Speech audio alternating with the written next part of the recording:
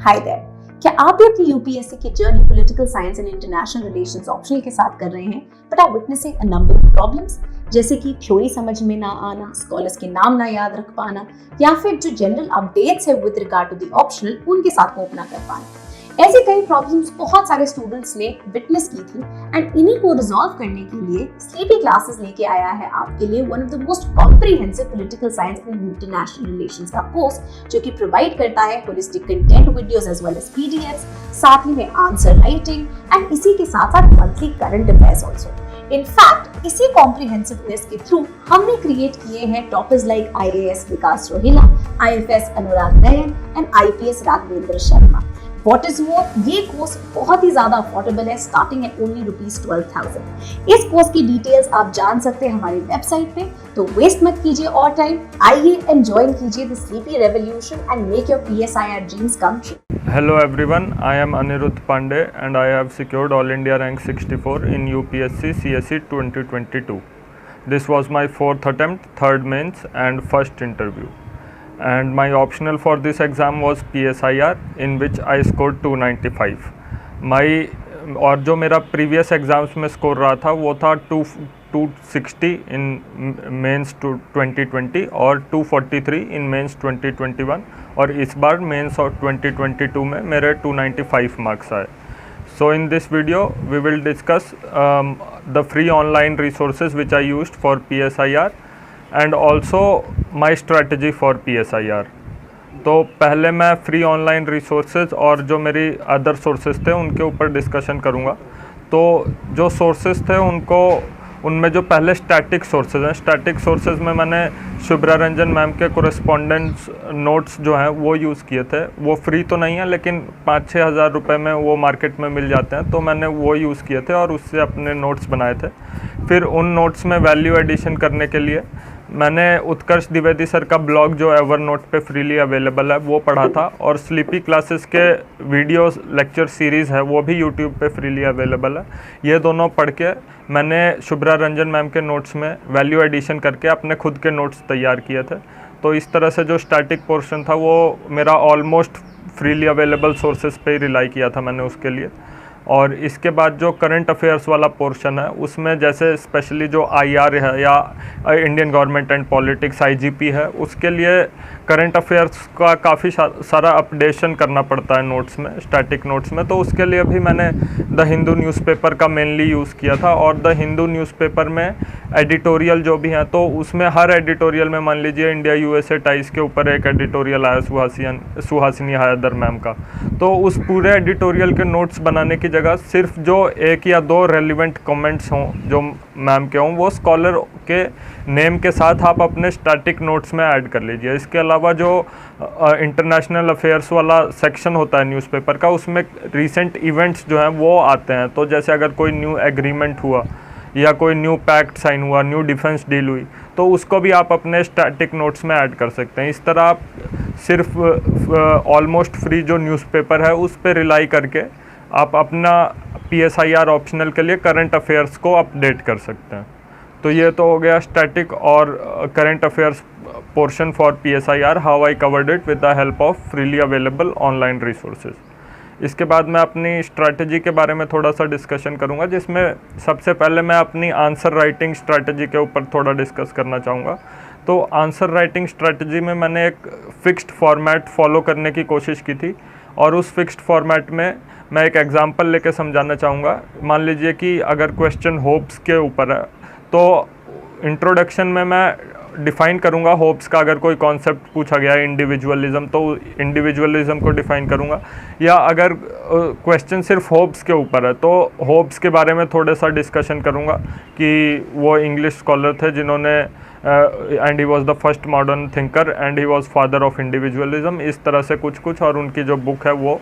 तो इस तरह से इंट्रोडक्शन में मैं डेफिनेशन या स्कॉलर के इंट्रोडक्शन देने की कोशिश करता था, और इंट्रोडक्शन के बाद सेकंड पैराग्राफ में मैं हिस्टोरिकल कॉन्टेक्स्ट देने की कोशिश करता था।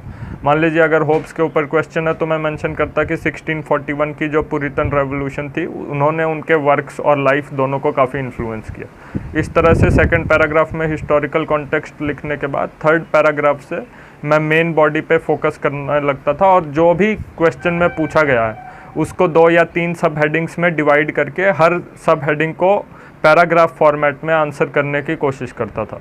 और इसके बाद लास्ट 3 पैराग्राफ्स का भी मेरा काफ़ी फिक्स्ड सा फॉर्मेट था और उन लास्ट 3 पैराग्राफ्स में जो सेकंड लास्ट पैराग्राफ था उसमें मैं ये कोशिश करता था कि मैं जो भी कॉन्सेप्ट पूछा गया है उसे किसी और कॉन्सेप्ट से इंटरलिंक कर सकूं। मान लीजिए अगर क्वेश्चन होब्स के ऊपर है तो होब्स के सोशल कॉन्ट्रैक्ट को लोक के सोशल कॉन्ट्रैक्ट के साथ लिंक करने की कोशिश हम कर सकते हैं। इसके बाद जो सेकंड लास्ट पैराग्राफ है उसमें मैं क्रिटिसिज्म देता था।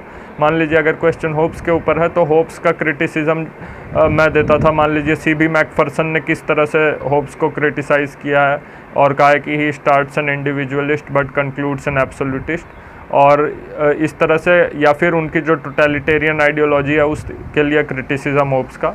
और क्रिटिसिज्म करने के बाद लास्ट पैराग्राफ में मैं काउंटर क्रिटिसिज्म देता था कि despite this criticism there are tremendous contribution made by Hobbes. For example Oakeshott का जो स्टेटमेंट था कि his Leviathan is the best book in English language for political philosophy. इस तरह से कुछ आप लिख सकते हैं। तो ये मेरा कंक्लूजन रहता था। इसके बाद जो मैं डिस्कस करना चाहता हूँ वो ये है कि PSIR में जो मैंने यूज़ किया था वो पैराग्राफ फॉर्मेट था। मैंने कहीं भी पॉइंट फॉर्मेट का यूज़ नहीं किया था और पूरे आंसर्स मैंने पैराग्राफ फॉर्मेट में लिखे थे और हर पैराग्राफ मेरा 3 से 4 लाइंस का ही रहता था। मैं कोशिश करता था कि बड़े पैराग्राफ ना लिखूं, क्योंकि जब आपके पैराग्राफ का साइज़ थोड़ा छोटा होता है तो आप मल्टी डायमेंशनल आंसर लिख सकते हैं कि हर पैराग्राफ में एक छोटा सा डायमेंशन आपने लिखा, फिर नेक्स्ट पैराग्राफ में नेक्स्ट डायमेंशन, नेक्स्ट पैराग्राफ में नेक्स्ट डायमेंशन, और छोटे पैराग्राफ्स के साथ फ्लो भी बनाने में थोड़ी आसानी होती है। तो ये तो थी मेरे आंसर राइटिंग स्ट्रेटजी के ऊपर थोड़ी सी डिस्कशन। तो नेक्स्ट चीज़ जो है वो मैं डिस्कस करना चाहता हूँ वो है how to make micro notes, क्योंकि मुझे लगता है कि इस बार माइक्रो नोट्स ने मेरे मार्क्स इंक्रीज़ में काफ़ी हेल्प की। लास्ट टाइम मैंने माइक्रो नोट्स नहीं बनाए थे और इस वजह से मुझे इतना लंबा ऑप्शनल रिवाइज करने में काफ़ी दिक्कतें हुई थी, स्पेशली जब आपके GS के पेपर्स ख़त्म हो जाते हैं और आपके पास 5 या 6 दिन का समय बचता है, तो उसमें पूरा ऑप्शनल एक बार रिवाइज़ करने के लिए, क्योंकि PSIR ऑप्शनल का सिलेबस भी काफ़ी बड़ा है, तो आपके पास माइक्रो नोट्स होने काफ़ी ज़रूरी हैं। ये मेरा पर्सनल ओपिनियन है। तो इस बार मैंने माइक्रो नोट्स का काफ़ी यूज़ किया था और मैं एक एग्जांपल देके समझाना चाहूँगा कि किस तरह से मैंने माइक्रो नोट्स इस बार बनाए थे। तो मान लीजिए कि अगर हम इंडिया USA टाइज की बात करें, तो अगर आपको इंडिया USA रिलेशंस के ऊपर माइक्रो नोट्स बनाने हैं तो सिर्फ हाफ पेज में आप इंडिया USA रिलेशंस को कवर करिए और हाफ पेज में एक लाइन आप इंट्रोडक्शन के लिख लीजिए कि Dennis Kux from estrange democracy to engage democracy. और उसके बाद जब आप नेक्स्ट लाइन से जो भी इश्यूज़ हैं इंडिया USA टाइज में उसके ऊपर 3-4 स्कॉलरली ओपिनियंस के साथ आप इश्यूज़ को हाईलाइट कर दीजिए कि किस तरह से ट्रेड नेगोशिएशंस में इश्यूज़ हैं, या किस तरह से क्लाइमेट नेगोशिएशंस में इश्यूज़ हैं, या किस तरह से डिफेंस डील्स डिले हो रही हैं, या रशिया यूक्रेन क्राइसिस पे डिफरेंसेस हैं इंडिया USA टाइज में। ये 3-4 लाइन्स में with scholarly opinions and keywords आप इसको लिख लीजिए। इसके बाद जो 3-4 डिफेंस पैक्ट्स या बायलैटरल ट्रेड का फिगर या बायलैटरल इन्वेस्टमेंट का फिगर, इस तरह से 3-4 आप फिगर्स, फैक्ट्स और स्टैट्स लिख लीजिए। उसके बाद 3-4 आप वे फॉरवर्ड्स लिख लीजिए कि किस तरह से इंडिया USA टाइज आगे प्रोग्रेस करने चाहिए। उसमें भी आप स्कॉलरली ओपिनियंस को इनकॉर्पोरेट करने की कोशिश करिए। इस तरह से आप 3-4 लाइंस के इश्यूज़, 3-4 लाइंस के स्टैट्स और जो भी इनिशिएटिव्स हैं, और 3-4 लाइंस के वे फॉरवर्ड, 1 लाइन का कंक्लूजन और 1 लाइन का इंट्रोडक्शन। इस तरह से आप आधे पेज में इंडिया USA टाइज के ऊपर माइक्रो नोट्स बना सकते हैं। सिमिलरली अगर आप पेपर 1 की बात करें, मान लीजिए प्लेटो के ऊपर आपको माइक्रो नोट्स बनाने, तो आप 1 या 2 पेज में प्लेटो को कवर करिए और उसमें सिर्फ आप प्लेटो की जो डिफरेंट थ्योरीज हैं और उन थ्योरीज से रिलेटेड कीवर्ड्स सिर्फ उन्हीं को लिखिए। पूरा एक्सप्लेन करने की ज़रूरत माइक्रो नोट्स में नहीं है, क्योंकि आपने अपने पेरेंट नोट्स को 2-3 बार जब पढ़ा तो आपको ज़्यादातर चीज़ें याद हो जाती हैं। जो सिर्फ चीज़ें भूलती हैं, जो स्पेशली कीवर्ड्स और स्कॉलरली ओपिनियंस, आप सिर्फ उन्हीं को माइक्रो नोट्स में लिखिए। तो ये मेरा सजेशन था, ये मेरा अप्रोच था माइक्रो नोट्स बनाने का, और मुझे लगता है कि इसने मेरे को काफ़ी हेल्प की। इसके साथ ही साथ जो एक क्वेश्चन और मैं एड्रेस करना चाहता हूँ वो ये है कि how to manage time and how much time should we allocate to optional.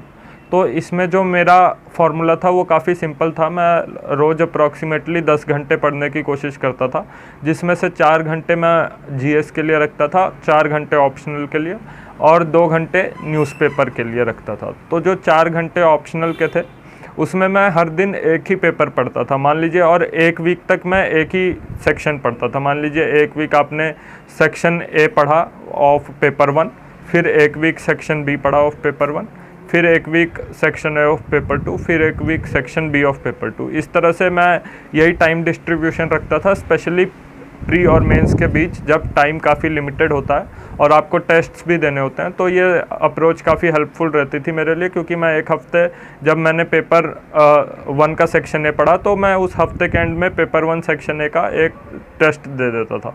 इसके बाद नेक्स्ट वीक फिर एक टेस्ट, और इस तरह से लगातार आंसर राइटिंग प्रैक्टिस और रिवीजन साथ साथ मैं चलाने की कोशिश करता था। इसके साथ ही साथ मेरा यह भी सजेशन है कि PSIR में जो कंटेंट है वो आप काफ़ी इजीली कवर कर लेंगे, वो इजीली अवेलेबल भी है और गाइडेंस भी काफ़ी अवेलेबल है। लेकिन जो मेन एस्पेक्ट है, अगर आपको काफ़ी अच्छे मार्क्स स्कोर करने हैं 280, 290 या 300 प्लस, तो उसके लिए आंसर राइटिंग काफ़ी इंपॉर्टेंट रोल प्ले करती है। और मेरा यही सजेशन रहेगा एस्पिरेंट्स को कि आप लोग ज़्यादा से ज़्यादा आंसर राइटिंग करिए, टेस्ट सीरीज़ ज्वाइन करिए, PYQs पढ़िए, PYQs का सेल्फ एनालिसिस करिए, टॉपर्स की आंसर स्क्रिप्ट्स पढ़िए।